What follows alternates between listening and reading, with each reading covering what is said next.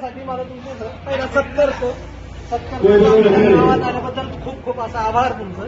आणि मला एक ग्रामस्थांना एक विनंती करायची तुमच्याविषयी की बाबा तुम्ही 4.5 वर्ष झालात किंवा आता 5 वर्ष पूर्ण झाले खासदार झालात, आमच्या करंदी गावासाठी तुम्ही काय केले तेवढं आम्हाला सांगावा.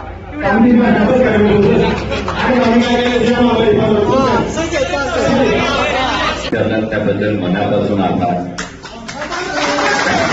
पण पूर्ण ऐकून घ्यायची तयारी मात्र ठेवा. आणि जसा प्रश्न मला विचारता तसे ज्यांना पंतप्रधान करायचं म्हणून तुम्ही मतं मागायला जाणार आहात ना, त्यांनी 10 वर्षात एकही प्रेस कॉन्फरन्स घेतली नाही. त्यांना पंतप्रधान